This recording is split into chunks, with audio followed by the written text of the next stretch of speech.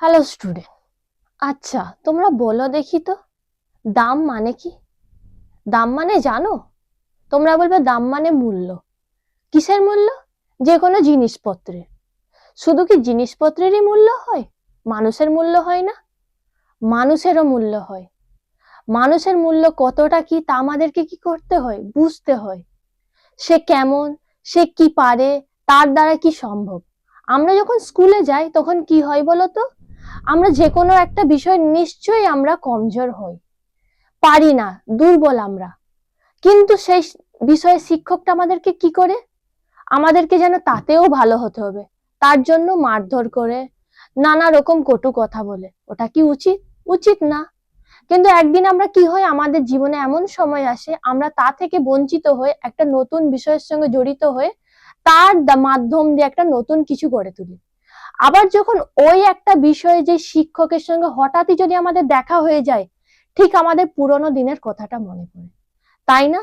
তো আমাদের ওই যে শিক্ষকের সঙ্গে দেখা হলে কি ঘটে, আমরা কি করলাম, কেমন ভাবে আমাদের একটা জার্নি শুরু হলো, তাই নিয়ে আজকে আমরা আলোচনা করব আমাদের এই গল্পের মধ্যে। চলো আজকে এই আলোচনা শোনার জন্য আমাদের সঙ্গে যুক্ত থাকো স্কুলওয়ালা ইউটিউব চ্যানেল সাকিনা ম্যামের সাথে। চলো স্টার্ট করি।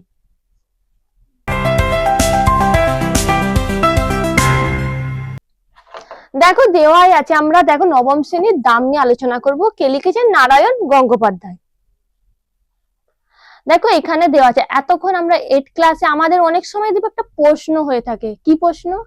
যে আমাদের এই যে পাঠ্যাংশ বিষয়টার নাম কি, তাই না? কি বলবো আমরা? সাহিত্য সঞ্চয়ন। আমাদের বাংলা বইটার নাম কি? সাহিত্য সঞ্চয়ন। তো এখানে দেখো আমাদের হাইলাইট করেই দেওয়া আছে যে কোনটা নিয়ে আলোচনা। দেখো আমরা গল্পটা জানার আগে একটু কবি পরিচিতি সম্বন্ধে জেনে নেবো। দেখো কবি পরিচিতি কি আছে? দাম গল্পের কবি হলেন কে? নারায়ণ গঙ্গোপাধ্যায়। তাহলে কে লিখেছেন নাম গল্পটি? নারায়ণ গঙ্গোপাধ্যায়। তিনি একজন বিখ্যাত বাঙালি সাহিত্যিক, যিনি ছোট গল্প উপন্যাস লেখার জন্য পরিচিতি। তাহলে তিনি কি একজন বাঙালি সাহিত্যিক? তিনি হচ্ছে ছোট গল্প ও উপন্যাসের জন্য খুবই পরিচিত।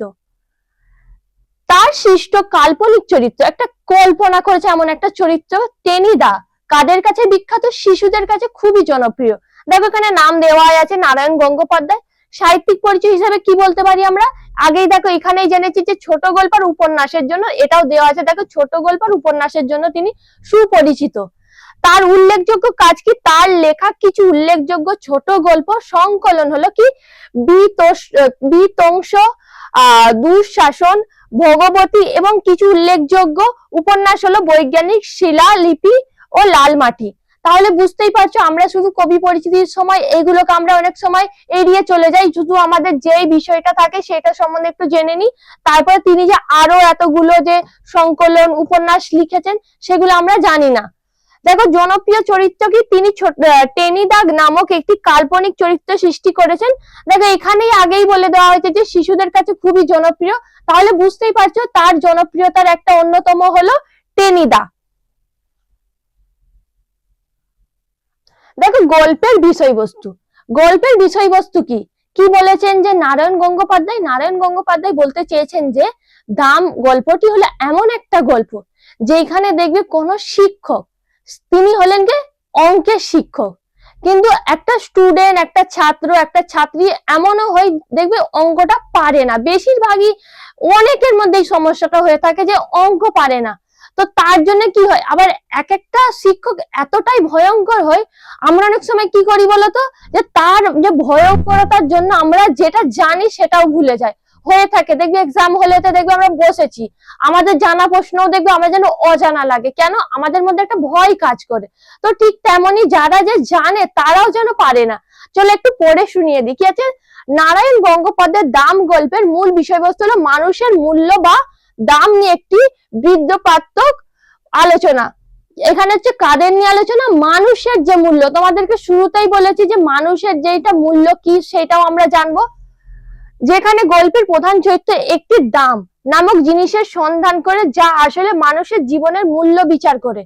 শুধুমাত্র আমরা কি জানি, কোন জিনিস যদি কিনতে যাই তখন তার দাম জিজ্ঞাসা করি, কি বলে এটার দাম কত, এর মূল্য কত। যে ধরো একটা পেন, এই পেনটা যখন কিনতে যা বলবে দাম কত, কিন্তু যেই মানুষটা কিনতে গেছে তারও তো একটা দাম আছে, তারও তো একটা জীবনের দাম আছে, তাই না? এই গল্প মানব জীবনের মূল্য, অর্থ, সমাজের প্রতি মানুষের প্রত্যাশা নিয়ে একটি বিদ্রুপাত্মক ও চিন্তার উদ্বেগকারী দৃষ্টিভঙ্গি উপস্থাপন করে।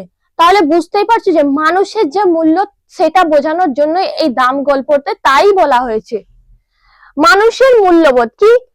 গল্পটি একটি বিদ্রুপাত্মক ঢঙে তুলে ধরে যে সমাজে মানুষের মূল্য তার টাকা পয়সা বা জাগতিক বস্তুর উপর নির্ভর করে, যা একটি অসার ও ক্ষণস্থায়ী ব্যাপার। আচ্ছা, আমরা যখন স্টুডেন্ট থাকি, একটা শিক্ষার্থী থাকি, তখন কি হয়? আমরা শুধুমাত্র আমাদের কাজ কি থাকে? আমাদের পড়াশোনা করতে হবে, আমরা পাস করব।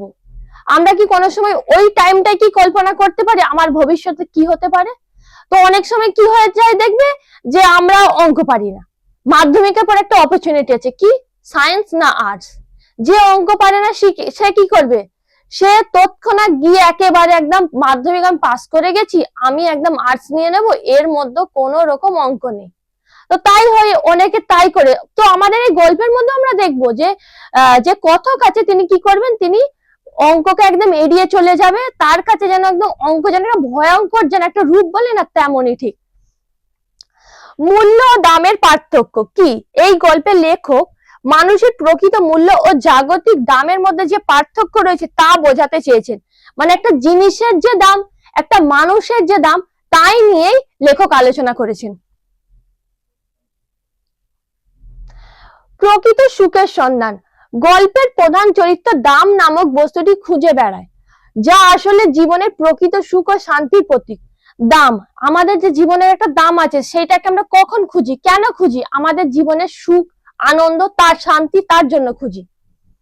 এই সুখ জাগতিক বস্তুর মধ্যে নয়, বরং মানুষের ভিতরে গুণাবলীর মধ্যে নিহিত।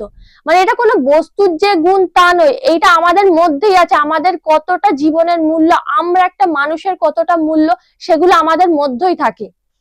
গভীর দর্শন। দাম গল্পটি শুধু একটি বিদ্রুপাত্মক কাহিনী নয়, বরং এটি মানব জীবন, সমাজ এবং আমাদের মূল্যবোধ সম্পর্কে গভীর দার্শনিক প্রশ্ন উত্থাপন করে, যা পাঠকের নতুন করে চিন্তা করতে বাধ্য করে। কি হচ্ছে এখানে? একটা নতুন, নিজেকে নতুন কিছু ভাবার সুযোগ এনে দেয়। আবার যখন আমাদের অতীতের সঙ্গে সেই পরিচয়টা হয়, তখন আবার যেন আমার ভবিষ্যতে আমি যে বর্তমান সময়ে দাঁড়িয়ে আছি, সেই অতীতটাকে আমাকে আবার যেন স্মরণ করিয়ে দেয়। দেখো, দাম এখানে লেখাই আছে, দেখো নারায়ণ গঙ্গোপাধ্যায় একভাবে আছে। কি বলেছে এখানে দেখো, স্কুলে কি বিভীষিকায় যে ছিলেন ভদ্রলোক, মানে একটা এমন একজন ভদ্রলোক ছিলেন, তার যে একটা মানুষের যে ভয়াবহতা, যে ভয়, সেটা কি একটা স্কুলের মধ্যেই থাকে। যখন আমরা স্কুলে থাকি, আমরা একদম, তোমরা এখন ক্লাস 9-এ পড়ো, তোমরা যাবে স্কুলে, যাবে, কোনো একটা টিচার থাকে দেখবে যাকে তোমরা ভীষণ ভয় পাও। আমাদের অঙ্ক কষাতেন, তাহলে তারা কোন শিক্ষককে ভয় পেতেন? যিনি অঙ্ক কষাতেন। আশ্চর্য পরিষ্কার ছিল মাথা। সেসব জটিল অঙ্ক নিয়ে আমরা ঘন্টার পর ঘন্টা পরিশ্রম করেছি। একবার মাত্র তাকিয়ে দেখতেন তার দিকে, তারপরেই এগিয়ে যেতেন ব্ল্যাকবোর্ডে। খস্তস্য করে ঝড়ের গতিতে এগিয়ে চলতো খড়ি। দেখো কি বলেছে এখানে, অনেক সময় যারা অঙ্ক পারে না, তাদের কি হয়? যারা অঙ্ক পারে না তারা ভাবে কিভাবে করবো এই অঙ্কটা। তারা যেন একটা অঙ্ক যখন তাদেরকে দিয়ে দেওয়া হয়, সেটা নিয়ে তারা ঘন্টার পর ঘন্টা যেন চিন্তা করতে থাকে। কিন্তু যে অঙ্ক করান, যে অঙ্কের শিক্ষক, সে একবার আসবে, শুধু অঙ্কটাকে দেখবে, তারপরে কি করবে, এমন ভাবে যেন লিখবে যেন মনে হবে যেন সেই স্পিডে যাচ্ছে, যেন সবকিছু যেন একদম একেবারে ঝড়ের গতিতে যেন লিখছে। হঠাৎ খড়ি ভেঙে গেলে বিরক্ত হয়ে টুকরো দুটো আমাদের দিকে ছুঁড়ে দিয়ে তৎক্ষণাৎ আর একটা তুলে নিতেন। একটু পরেই আমরা রোমাঞ্চিত হয়ে দেখতুম ছবির মতো অঙ্কটা সাজিয়ে দিয়েছেন। মানে লিখতে লিখতে কি হয়, যখন শিক্ষকরা লেখে, তখনকার দিনের কথা বলেছে। এখন যেমন দেখো, এই আমরা বোর্ডের মধ্যে এইসব পেন ইউজ করতে পারছি, কিন্তু তখন কি ছিল? ব্ল্যাকবোর্ড আর চক থাকতো, সেটা কি হতো, লিখতে লিখতে ভেঙে যেত। তো একটা টুকরো থাকতো, যে শিক্ষা মানে যেসব ছাত্ররা থাকতো তাদেরকে ছুঁড়ে মারতো, আর একটা দিয়ে কি করতো, সে আবার লেখা আরম্ভ করে দিত। এমন ভাবে লিখতো তো যতগুলো সব ছাত্র ছিল তারা যেন একদম অবাক ভাবে দেখতো। পৃথিবীতে যত অঙ্ক ছিল সব যেন ওর মুখস্থ। ওর বলতে কার? যে যিনি অঙ্ক করান, অঙ্কের শিক্ষক, তার যেন সব অঙ্ক যেন মুখস্থ। কিংবা মুখস্থ বললেও ঠিক হয় না, মনে হতো আমাদের অদৃশ্য অক্ষরে বোর্ডে আগে থেকেই কষা রয়েছে, অথচ উনি দেখতে পাচ্ছেন ঠিক, আর সঙ্গে সঙ্গে তার উপরে খড়ি বুলিয়ে চলেছেন। মানে কি মনে করা হচ্ছে যে ছাত্ররা মনে করছে যে এমন ভাবে যেন এইটা বোর্ড, এতে যেন ঠিক একটা একটা হালকা হালকা করে লেখা আছে, তিনি শুধু তার উপর যেন সেই এই পেন্সিলটাকে এইভাবে ঠিক বুলিয়ে যাচ্ছে, যেন মনে হবে দেখো যে এ বি হয় A B A plus B, এরকম মনে করে একটা যেন অঙ্ক আছে সে যেন জাস্ট নোট করে দিচ্ছে। অঙ্কে যারা 100-র মধ্যে 100 পায় ওর ভয়ে তারাও ততস্থ হয়ে থাকতো। মানে যারা অঙ্কে ভালো ছিল যেসব ছাত্ররা, তারাও যখন তিনি আসতেন যেন ভয় পেয়ে যেতেন। আর আমাদের মতো যেসব অঙ্ক বিশারদের টেনে টুনে কুড়িয়ে উঠতে চায় না, তাদের অবস্থা সহজেই কল্পনা করা যেতে পারে। ভাবো, যেসব ছাত্রীরা অঙ্কে ভালো হয় না, তাদের পক্ষে যে কুড়ি তুলতে যে কতটা কষ্টকর, তাদেরকে যদি একটু কঠিন অঙ্ক করতে বলে কতটা অবস্থাটা কি হবে তোমরা বুঝতেই পারছো। প্রকাণ্ড হাতে প্রচন্ড চড় খেয়ে মাথা ঘুরে যেত, কিন্তু কাঁদবার জো ছিল না। মানে যখন আসতো শিক্ষকটা দেখতো এরা অঙ্ক করছে না, তখন কি এমন মারতো, বুঝতে পারতো খুব জোরেই মেরেছে, কিন্তু কাঁদতে পারবে না। চোখে এক ফোঁটা জল দেখলে ক্লাস ফাটিয়ে হুঙ্কার ছাড়তেন। পুরুষ মানুষ হয়ে অঙ্ক পারিস নে, তার উপরে কাঁদতে লজ্জা করে না? আবার এখানে প্রশ্ন করছে কি, যে এক তো পুরুষ মানে এক ছেলে অঙ্ক করতে পারছে না। আমাদের পৃথিবীতে মনে করা হয় কি ছেলেরা ভালো অঙ্ক পারে, তো তাই ভাবছেন যে ছেলেরা, একটা ছেলে হয়ে অঙ্ক পারছে না, আবার আবার কান্না করাও যাবে না, একটা পুরুষ মানুষ হয়ে কাঁদছিস, এক্ষুনি পা ধরে স্কুলের পুকুরে ছুঁড়ে ফেলে দেব। আবার কি হুঙ্কার দিল যে যদি কাঁদে তাহলে পাটা ধরে নিয়ে পুকুর আছে এখানে ছুঁড়ে দেবে। তা উনি পারতেন, মানে ওটা করেও দেখাতে পারবেন তিনি। ওর চোরের জোর থেকে আমরা তা আন্দাজ করে নিয়েছিলাম। পুরুষ মানুষের অঙ্ক পারে না এমন অঘটন কল্পনাও করতে পারতেন না মাস্টার মশাই। মানে মাস্টার মশাই তিনি কি মনে করতেন যে পুরুষ মানুষ হয় অঙ্ক করতে পারেন না। তো ওইগুলো কিছু যেসব ছাত্ররা ছিল তারা বুঝতেই পেরে গেছিলেন, এরকম যে কল্পনাও করে নিয়েছিলেন তারা, যে যদি না পারে কেমন তারা মার খেতে পারে। বলতেন প্লেটোর দোরগোড়ায় কি লেখা ছিল জানিস? এখানে কি বলছে, প্লেটো কে জানো? প্লেটো হলেন একজন গ্রিক দার্শনিক। যে অঙ্ক জানে না এখানে তার প্রবেশ নিষেধ। বলা হচ্ছে যে একটা মনে করো প্লেটোর যে কোনো একটা স্থান, সেখানে একটা দরজাতে কি লেখা আছে, যারা অঙ্ক পারবে না তাদেরকে এখানে ঢুকতে দেওয়া হবে না। স্বর্গের দরজাতেও ঠিক ওই কথাই লেখা রয়েছে, যদি সেখানে যেতে চাস তাহলে। মানে কি যে স্বর্গে যাওয়ারও দরজাতে ঠিক একই কথা লেখা আছে। স্বর্গের খবরটা মাস্টার মশাই কোত্থেকে জোগাড় করলেন তিনি জানেন। প্লেটোকে তার দরজা দিয়ে ঢুকতে না পারলে কি ক্ষতি হবে এ নিয়ে আমরা কোনোদিনই মাথা ঘামাইনি। মানে প্লেটোকে ক্লাস 9-এ পড়ে, তো প্লেটোকে নাই জানতে পারে। তোমরা দেখবে তোমাদের মনেও আসবে, যেসব ক্লাস 9-এর স্টুডেন্ট তারা ভাব কে প্লেটো, আমরা জেনেই বা কি করব, আমাদের জানার কোনো প্রয়োজন নেই। আর স্বর্গের বিষয়টা নিয়েও তারা ঠিকঠাক তেমন ওরকম মাথা ঘামায় না। তাছাড়া যে স্বর্গে পা দিয়ে জ্যামিতির এক্সট্রা কষতে হবে কিংবা স্কোয়ার মেজাজের অঙ্ক নিয়ে বসতে হবে, সে স্বর্গের চাইতে লক্ষ যোজন দূরে থাকায় আমরা নিরাপদ বোধ করতুম। এখানে কি বলো দেখো, স্বর্গে যদি যেতে হয়, যদি অঙ্কই করতে হয়, তাহলে কি আমি স্বর্গে যাব না? তো যারা অঙ্ক পারে না তাদের পক্ষে তো এরকমই একটা ভাবনা চিন্তা আসবে যে আমি অঙ্ক পারি না, যদি স্বর্গে গিয়ে অঙ্ক করতে হয় আমি যাব না, তার চেয়ে আমি তার থেকে অনেক দূরে থাকাই ভালো। ম্যাট্রিকুলেশনের গন্ডি পার হয়ে অঙ্কের হাত থেকে রেহাই পেলুম, মাস্টার মশাইয়ের হাত থেকেও। মানে হচ্ছে আমি বললাম না যে মাধ্যমিকের পরে কি হয়, আমাদের লাইফ থেকে অনেকে যারা অঙ্ক পারে না তারা মনে করে অঙ্ক চলে গেছে, যে আমরা কলা বিভাগ নেব নাকি আর্টস নেব না সায়েন্স নেব, এরকম একটা ভাবনা চিন্তা আসে। তো কেউ কেউ যারা অঙ্কে ভালো তারা সায়েন্সে চলে যায়, যারা অঙ্কে পারে না তারা তো একটা ফার্স্ট চয়েস আমরা আর্টসে চলে যাও। তো ঠিক তেমনই তারা ভাবছে এবার রেহাই পেলাম, আবার মাস্টার মশাই হাত থেকেও আমরা রেহাই পেলাম। কিন্তু অঙ্কের সেই বিভীষিকা মন থেকে গেল না। মানে অঙ্কের যে একটা ভয় সেটা কিন্তু তাদের মন থেকে মুছে যায়নি। এমএ পাস করলাম, পরেও স্বপ্ন দেখেছি পরীক্ষা লাস্ট বেল পড়ো, অথচ একটা অঙ্ক আমার মিলছে না। এখানে অনেক সময় আমাদেরও হয়ে থাকে, দেখবে পরীক্ষার ঠিক আগেই হয়ে থাকে যে আমরা স্বপ্ন দেখি যে আমার পরীক্ষা যেতে পারলাম না, আমার এই বেল পড়ে গেছে, পৌঁছাতে পারিনি। ঠিক তেমনই কথকেরও হয়েছে, গল্পের কথকেরও হয়েছে যে এমএ পাশ করে গেছেন, কিন্তু কি স্বপ্ন দেখছেন তিনি স্বপ্ন দেখছেন যে আমি এখনো যে একটা অঙ্ক পাইনি, অথচ বেল পড়ার সময় হয়ে গেছে।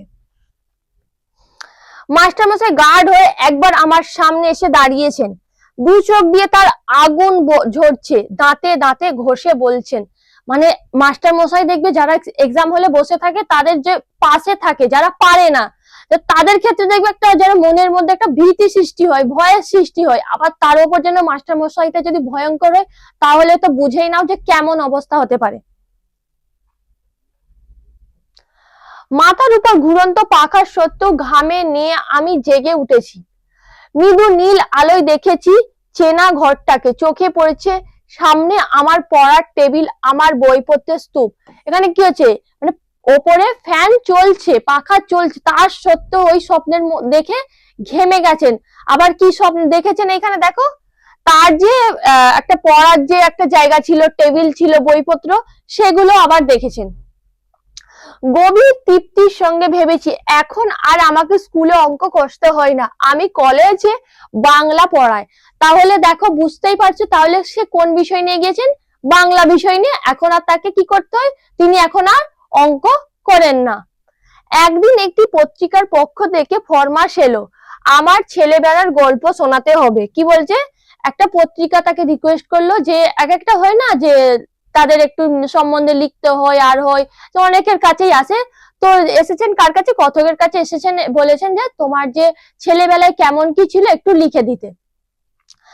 আমি জানালুম লেখক হিসেবে আমি নিতান্ত সামান্য ব্যক্তি, আমার ছেলেবেলার গল্পে কারো কোনো কৌতূহল নেই। মানে কি হচ্ছে না, একদম আমি খুবই সামান্য একজন ব্যক্তি, তো আমার ছেলেবেলা নিয়ে তেমন কোনো বিষয় নেই, তেমন কোনো কিছুই নেই যে আমি একটু শোনাবো, কেউ একটু আনন্দ পাবে। তাছাড়া এমন কোনো স্মরণীয় ঘটনা ঘটেনি যে আসর করে তা লোককে শোনাতে পারি। কিন্তু কর্তৃপক্ষ ছাড়লেন না, তারা জানালেন সাহিত্যের ইন্দ্রচন্দ্র মিত্র বরুণেরাও কেউ তাদের বিশেষ পাত্তা দেননি। অতএব মানে আরো যারা সব যেসব সাহিত্যিক ছিলেন তাদেরকে বলেছেন, কিন্তু তারা যে লেখার জন্য তারা তেমন কোনো আগ্রহ দেখায়নি, তাই এখানে লেখককে রিকোয়েস্ট করা হয়েছে তার একটু ছেলেবেলা নিয়ে লেখার জন্য। অতএব আমি ভাবলুম তা নিয়ে নির্ভয়ে লিখতে পারি। কি ভাবলো, যে একদম নির্ভয়ের মধ্যে সে লিখে দিতে পারেন। ওরা নিজেরা ছাড়া ওদের কাগজের বিশেষ পাঠক নেই, সুতরাং আমার আত্মকথা কারোর কাছে স্পর্ধার মতো মনে হবে না। মানে কেউ যে তার আত্মকথাটাকে নিয়ে কেউ একটা ভাববে, কিছু কল্পনা করবে, তিনি ভাবছেন যে কেউ কিছু মনে করবেন না। কয়েকটি ঘরোয়া মানুষের কাছে ঘরোয়া গল্প বলবো, ওটা প্রীতির ব্যাপার, পদমর্যাদার নয়। মানে কি হচ্ছে, তা মানে কথকের বিষয় নিয়ে তেমন কেউ কিছু পড়বেন না, তেমন কেউ জানতেও পারবে না। কারা পড়বে, যারা তাকে চেনেন, তো তারা পড়বে, সেটা হলো তার কাছে কি আনন্দের ব্যাপার, এটা কোনো মর্যাদা মানে পদমর্যাদা না। কাগজ কলম নিয়ে বসে গেল, মানে এবার লেখার জন্য তিনি প্রস্তুত হলেন। মনে এলো মাস্টার মশাইয়ের কথা। দেখো মাস্টার মশাই মানে কোন মাস্টার মশাইয়ের কথা বলা হয়েছে, সেই অঙ্কের মাস্টার মশাইয়ের কথা। লিখলাম তাকে নিয়ে, কাকে নিয়ে, সেই মাস্টার মশাইকে নিয়ে তিনি লিখলেন। ছবিটা যা ফুটলো তা খুবই উজ্জ্বল নয়, লেখবার সময় কল্পনার খাত কিছু মিশিয়ে নিলাম, সেটা বলাই বাহুল্য। মানে যা যা তিনি কল্পনা করলেন তাই তাই লিখে ফেললেন। সেই সঙ্গে সপুদ দেশ ও একটু বর্ষণ করেছিল। মূল কথাটা এই ছিল, ও হেতু তাড়না করে কাউকে শিক্ষা দেওয়া যায় না। এখানে কি বলা হচ্ছে দেখো, যে আমরা অনেক সময় ভাবি না যে মেরে পড়ানো যায় না, তাকে কি করতে হয়, যে অনেকে কি মেরে মেরে মানে এটা তার হ্যাবিট হয়ে যায়, যে শুধু মারলে সে পড়ে নেবে না, এরকম করলে হবে না। তাই তিনি এখানে কি বলেছেন, গাধা পিটিয়ে ঘোড়া করতে গেলে গাধাটাই পঞ্চত্ব পায়। মানে হচ্ছে একটা গাধাকে আমি যতই মারি না কেন সে কখনোই ঘোড়া হবে না, তার বদলে কি হবে, গাধাটাই মারা যাবে। তার প্রণাম আমি নিজেই, মানে তার প্রমাণ আমি নিজেই। মানে কি বলছেন লেখক, যে কথক যে লিখছেন তিনি বলছেন যে তার প্রমাণ আমি নিজেই। মাস্টার মশাই আমাকে এত প্রহার করে অঙ্ক শেখাতে পারেননি, বরং যা শিখেছিলাম তাও ভুলেছি। মানে কি হচ্ছে এখানে কি বলেছেন তিনি? তিনি বলেছেন যে এত মারধর করে, এত কটু কথা বলেও আমি অঙ্ক শিখতে পারিনি। উল্টা কি হয়েছে, যা জানতাম তা ভুলে গিয়েছি।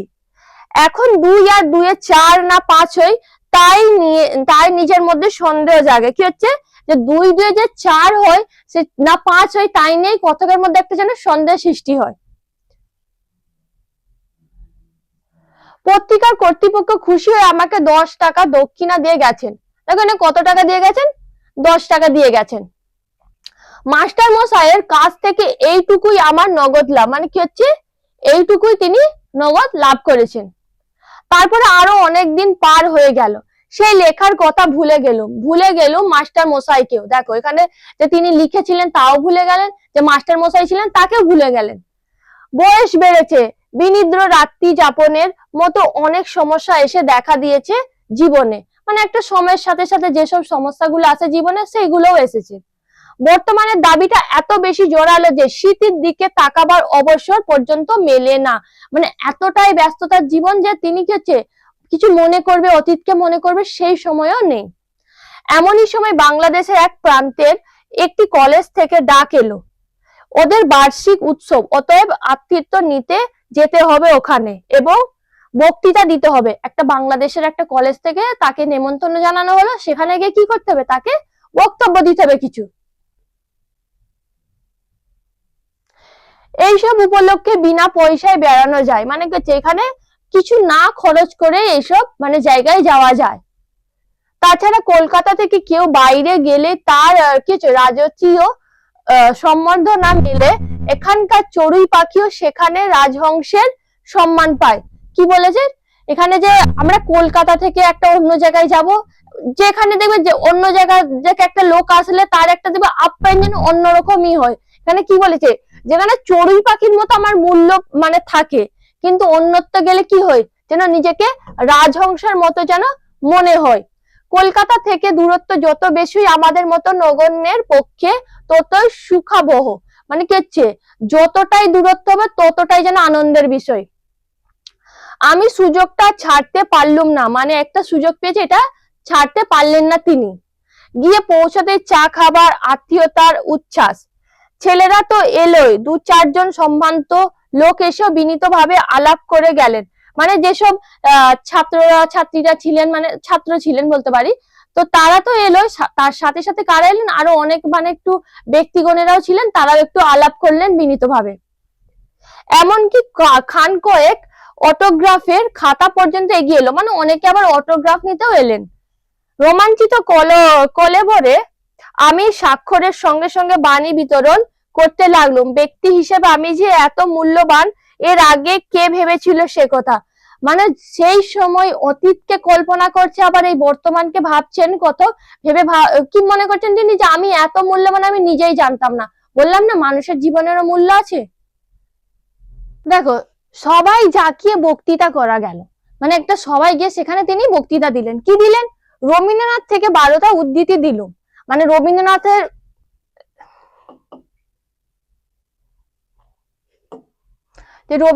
যে যেসব কথাগুলো আছে সেখান থেকে কিছু নিয়ে 12টির মতো উদ্ধৃতি নিয়ে বক্তৃতার মধ্যে দিয়ে দিলেন। তার সাথে কার একটা ইংরেজি কোটেশন চালিয়ে দিল, মানে একটা ইংরেজি কোটেশন দিয়ে দিল। কি বললেন তিনি, বার্নার্ড শোর নামে মানে একটা ইংরেজি কোটেশন দিয়ে বলে দিলেন এটা হলেন বার্নার্ড শোর লেখা।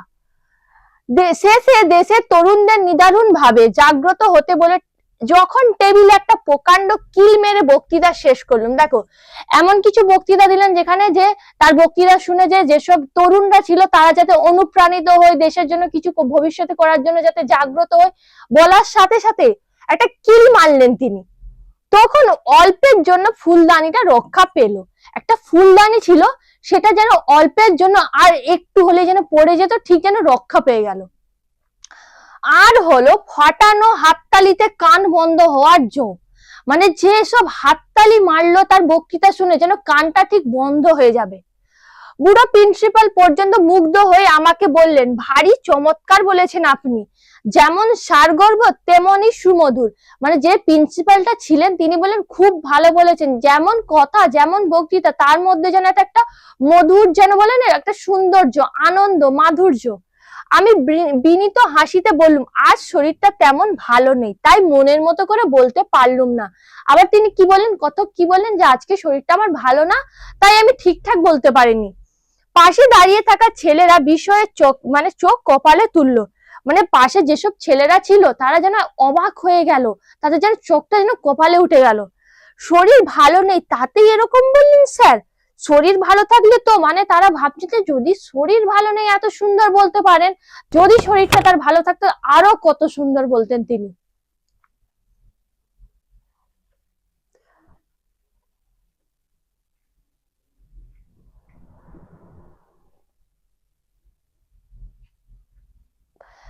অর্থাৎ প্রলয় হয়ে যেত। আমি উদার হাসি হাসলুম, মানে একটা, মানে তিনি জানেন যে কেমন করে তিনি এই বক্তৃতা দিয়েছেন, তাই তিনি একটু হাসি হাসলেন। যদিও মনে মনে জানি এই একটি সর্বার্থ সাধক বক্তৃতাই আমার সম্বল। রবীন্দ্র জন্মোৎসব থেকে বন মহোৎসব পর্যন্ত এটাকে এদিক ওদিক করে চালিয়ে দিই। মানে যেখানেই তিনি যান, সেটা রবীন্দ্র জয়ন্তী হোক কিংবা বন উৎসবই হোক, সেখানে গিয়ে এই কথাটাকে যেমন হোক করে এদিক ওদিক করে যেন তিনি চালিয়ে দেন। স্তুতিতে স্ফীত মনে চায়ের পেয়ালায় চুমুক দিয়েছি, এমন সময় একটি ছেলে এসে কি খবর দিলে এক বুড়ো ভদ্রলোক আমার সঙ্গে দেখা করতে চান। মানে তিনি যখন এই চাটা খেতে যাচ্ছেন, তখন এই পানটা করতে যাচ্ছেন চাটা, তখন কি হলো যেন একজন এসে কি বললেন, যে একটা ভদ্রলোক, বুড়ো মানে কি বৃদ্ধ ভদ্রলোক তার সঙ্গে দেখা করতে চান। প্রিন্সিপাল বললেন, বেশ তো, ডেকে আনো এখানে। যে প্রিন্সিপাল ছিলেন যিনি, তিনি বললেন, খুব ভালো তো, এখানেই ডেকে আনো। ছেলেটি বললে, তিনি আসতে চাইছেন না, বাইরে মাঠে দাঁড়িয়ে রয়েছেন। মানে যেই ছেলেটিকে পাঠিয়েছিলেন তিনি কি বললেন, সে বললো যে তিনি আসতে চাইছেন না, তো মাঠের মধ্যে তিনি দাঁড়িয়ে আছেন। আমার বক্তৃতায় নিশ্চয়ই কেউ অভিভূত হয়েছেন, আমাকে অভিনন্দন জানাবেন। মানে কেউ আনন্দ হয়েছে, আমাকে কেউ অভিনন্দন জানাতে চান, কতক ভাবছেন। এর অভিজ্ঞতা আগেও হয়েছে, সুতরাং দাক্ষিণাত্য পুলকিত চিত্তে আমি বললাম, আচ্ছা চলো আমি যাচ্ছি। মানে এরকম মানে কথকের সঙ্গে আগেও হয়েছে, তাই তিনি ছেলেটাকে বললেন কি, তুমি চলো আমি যাচ্ছি।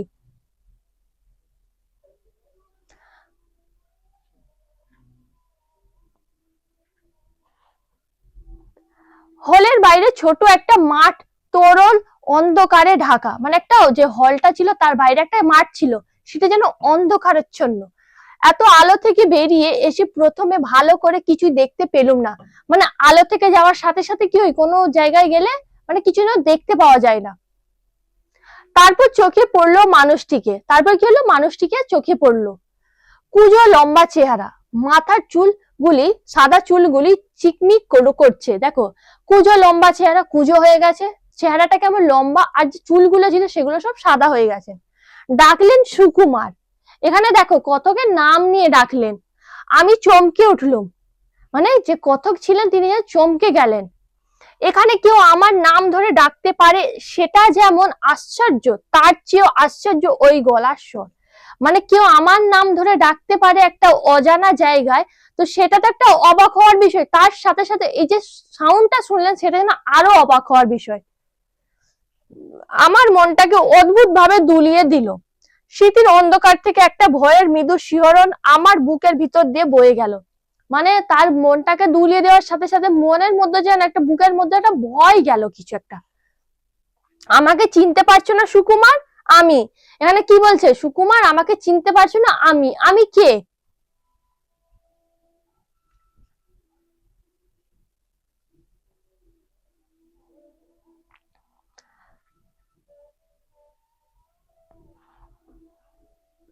চিনেছি। ভয় পাওয়ার অর্থটা বুঝতে আর বাকি নেই। দেখো, যে কথক ছিলেন, গল্পের কথক, তিনি কি বলছেন, যে আমি চিনতে পেরেছি, আর আমার ভয় পাওয়ার কারণটাও আমি বুঝতে পেরেছি। ওই ডাক শুনে ছেলেবেলায় বহুদিন আমার গায়ের রক্ত হিম হয়ে এসেছে জানি, এখনই একটা ভয়ঙ্কর চড় আমার পিঠের উপর নেমে আসবে। মানে তিনি ভাবছেন কি, এখনই একটা যেন ভয়ঙ্কর চড় আমার পিঠের উপর নেমে আসবে, কারণ ছেলেবেলায় যখন সে স্কুলে ছিল তখন তার সঙ্গে প্রায়ই হয়ে থাকতো। সেই ভয়টার কঙ্কাল লুকিয়ে ছিল মনের চড়া কুঠুরিতে, ওই স্বর বিদ্যুতের আলোর মতো তাকে উদ্ভাসিত করে তুলেছে।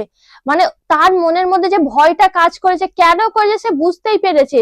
তো তার মনের মধ্যে কি যেন বিদ্যুতের যেমন একটা ছলক হয়ে চলকানি হয়ে, ঠিক তেমনই যেন হয়েছিল। আমার মাথা তখনই ওর পায়ে নেমে এলো, মানে মাথাটা ঠিক যেন পায়ের কাছে নেমে এলো। মাস্টার মশাই আপনি কি বলছেন? মাস্টার মশাই আপনি? এখানে মাস্টার মশাই মানে কোন মাস্টার মশাই? আমরা শুরুতেই বলেছি সেই অঙ্ক বিষয়ের মাস্টার মশাই।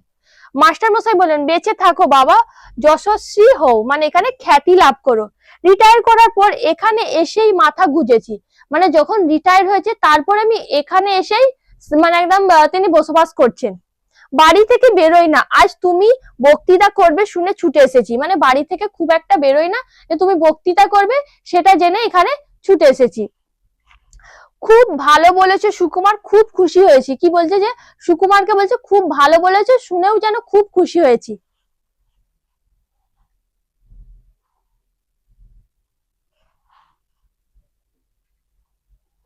কিন্তু আমি খুশি হতে পারলুম না। আমি বলতে কি, যে গল্পের কথক ছিলেন তিনি কিন্তু খুশি হননি। বিজ্ঞানের ছাত্রী সে মাস্টার মশাই বুদ্ধিতে চুরির ফলার মতো ঝকঝক করতো চোখ, মানে তার খুবই তীক্ষ্ণ বুদ্ধি ছিল। তো বিজ্ঞানের তিনি শিক্ষক ছিলেন, তো তার একটা বুদ্ধির কাছে আমার এই বক্তৃতা যেন কিছুই নয়। আজ আমার বক্তৃতার ফাঁকা ফানুস দিয়ে যদি ওকে ভোলাতে পেরে থাকি, তাহলে সেটা আমার কৃতিত্বে নয়, ওর মনের বয়স বেড়েছে বলে। মানে এই যে বলছেন যে তিনি যে বক্তৃতা দিয়েছেন খুব ভালো, এটা আমার কোনো মানে তার কৃতিত্ব নয়, নিশ্চয়ই মানে মাস্টার মশাইয়ের বয়স হয়েছে তাই তিনি বুঝতে পারেননি। অপরাধীদের মতো চাইলুম না স্যার, আপনার সামনে। মাস্টার মশাই আমাকে বলতে দিলেন না, মানে অপরাধীদের মতো যেন কিছু একটা অপরাধ করেছেন তেমন ভাবে চাইলেন। এবার বললেন যে তেমন কিছু হয়নি, একটা কিছু বলতে যাচ্ছিলেন তিনি, কিন্তু মাস্টার মশাই তাকে বলতে দিলেন না। তোমরাই তো আমাদের গর্ব, আমাদের পরিচয়, মানে তোমাদেরকে নিয়ে, সব ছাত্রদেরকে নিয়েই তো আমাদের পরিচয়, আমাদের গর্ব। কিছুই দিতে পারেনি, খালি শাসন করেছি, পীড়ন করেছি। বলতে বলতে জামার পকেট থেকে বের করলেন শতচ্ছিন্ন এক জীর্ণ পত্রিকা। কি বলছে? কিছুই করতে হবে, শুধুমাত্র শাসন করেছেন, পীড়ন করেছেন, বলার সাথে কি হলেন, তার পকেটে একটা কিছু একটা যেন জীর্ণ পত্রিকা ছিল, সেটাকে বের করলো। একদিন আমার ছেলে এইটা এনে আমাকে দেখালেন, মানে এটা কে দিয়েছিলেন? তার যে ছেলে, মাস্টার মশাইয়ের ছেলে এনে দিয়েছিলেন।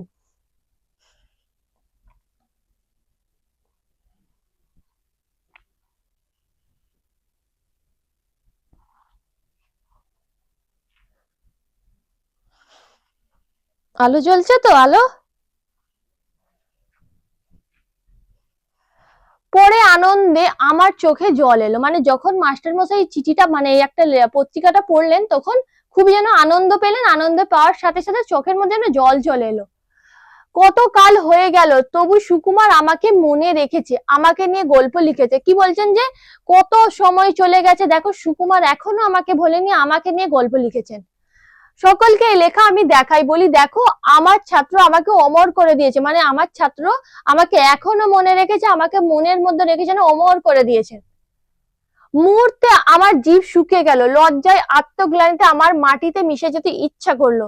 মানে কি হলো, তিনি যেন এতটাই লজ্জা পেয়ে গেলেন, যে কথক ছিলেন তিনি, লজ্জায় যেন মনে হলো মাটিতে যেন মিশে যায় তিনি। একটা কিছু বলতে চেষ্টা করলাম, কিন্তু মুখে কথা ফুটলো না, মানে কিছু একটা বলতে গেলেন কিন্তু বলতে পারলেন না। মাস্টার মশাই গলা ধরে এসেছিল, একটু চুপ করে থেকে বললেন, কি যে আমার আনন্দ হয়েছে সুকুমার, কি বলবো। মানে কিছুক্ষণ চুপ করার পর তাকে আবার বলছে যে মাস্টার মশাই, যে আমার যে কি আনন্দ হয়েছে আমি তোমাকে বলে বোঝাতে পারবো না। তোমার এই লেখাটা সব সময় আমার সঙ্গে সঙ্গে থাকে। দু একজন বলে, যেমন ধরে ধরে মারতেন তেমনি বেশ শুনিয়ে দিয়েছেন আপনাকে। কি বলছে? যে সব সময় সাথে করে নিয়ে ঘোরেন কে? মাস্টার মশাই। বাস যখনই কাউকে শোনায় এটা পড়ে, তখন যেমন মারতেন তাই লেখাগুলোও লিখে তো আপনার কথাগুলো ঠিক বলে দিচ্ছেন। আমি বলি, শোনাবে কেন, কত শ্রদ্ধা নিয়ে লিখেছেন।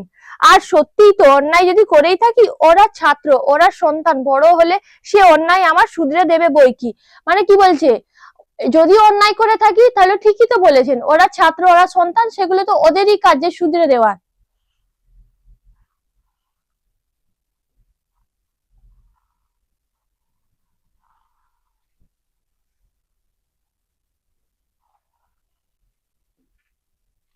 জানো সুকুমার, আনন্দে তোমাকে আমি একটা চিঠিও লিখেছিলাম। মানে এখানে কি বলছে মাস্টার মশাই, ওই যে কথককে, গল্পের কথককে একটা চিঠি লিখেছিলেন, কিন্তু পাঠাতে সাহস হয়নি তোমার। তোমরা এখন বড় হয়ে গেছো, এখন মানে কি বলছে, যে পাঠানোর কিন্তু সাহস হয়নি, কেন? তোমরা এখন বড় হয়ে গেছো, আর বলতে পারলেন না। আবছা আলোটায় এখন অভ্যস্ত হয়ে উঠেছিল। দেখলুম মাস্টার মশাই চোখ দিয়ে জল পড়ছে, মানে বলার সাথে সাথে যেন মাস্টার মশাই কি করছেন, যেন তার চোখ দিয়ে জল পড়ছে। মনে হলো স্নেহ মমতা ক্ষমার এক মহাসমুদ্রের ধারে এসে দাঁড়িয়েছি। তিনি কি মনে করছেন যে স্নেহ মমতা ক্ষমার যেন একটা তিনটা যেন একটা মহা বড় একটা সমুদ্রের মধ্যে যেন এসে দাঁড়িয়ে আছেন। সে স্নেহ কোটি মণি মাণিক্য দিয়েও পরিমাপ করা যায় না, মানে সেটা কোনো মানে তার যে পরিমাপ করা যাবে না। সেই মমতা যার দাম সংসারের সব ঐশ্বর্যের চাইতেও বেশি, সেই মমতা যেটা সংসারের মধ্যে যে ভালোবাসাটা থাকে তার চেয়েও বেশি। সেই ক্ষমা কুবেরের ভান্ডারকেও দিয়ে ধরে দিয়েও যা পরিমাপ করে যান। এই কুবের হলেন যে অর্থের তিনি দেবতা, তো তাকে সেই ভান্ডারকে দিয়ে ধরে দিলেও পরিমাপ করা যাবে না, সেই ক্ষমার পরিমাপ করা যাবে না। আমি তাকে 10 টাকার কি বলছে, আমি তাকে 10 টাকায় বিক্রি করেছিলাম। ক টাকায়? 10 টাকায় তিনি বিক্রি করেছিলেন। এ অপরাধ আমি বলবো কি করে, মানে তিনি যে অপরাধ করেছেন তিনি কি করেই বা বলবেন।